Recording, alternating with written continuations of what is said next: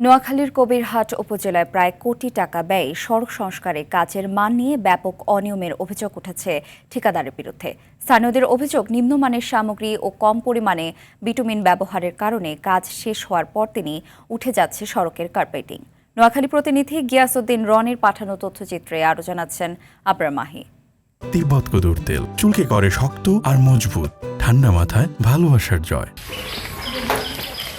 জেলার কবিরহাট উপজেলায় প্রায় 1 কোটি টাকা ব্যয়ে 2.5 কিলোমিটার দীর্ঘ এই সড়কের সংস্কার কাজের দায়িত্ব পান ঠিকাদার মোহাম্মদ চাষী। নির্ধারিত কাজের মান ও শিডিউল অনুসরণ না করে সড়কের কার্পেটিং এর কাজ করা হয়। তবে সম্প্রতি কাজের প্রায় 98% শেষ হওয়ার পর স্থানীয়রা হাত দিয়ে টান দিলেই রাস্তার কার্পেটিং উঠে আসে।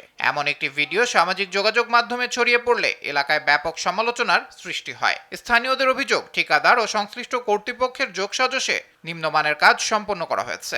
রাস্তায় কোনো ভিটামিন, কোনো রাস্তা তৈরির জন্য যেসব প্রয়োজনীয় জিনিস ব্যবহার করা হয়, এসব কোনো জিনিস ব্যবহার না করে এই রাস্তার ফিস ঢালাই দিতেছে। কালকে ঢালাই দিছিল, আজকে বৃষ্টি হওয়ার পরে টল্লাদলি উড়ে যেতেছে। এগুলিতে কোনো ফিস ঢালা হয় নাই, নর্মালভাবে ঢালাই দিয়ে চলে গেছে।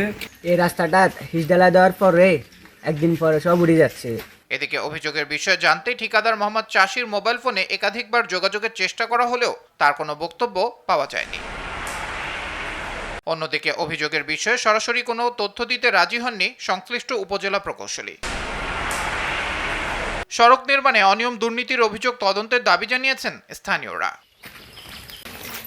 আবরার মাহি, RTV।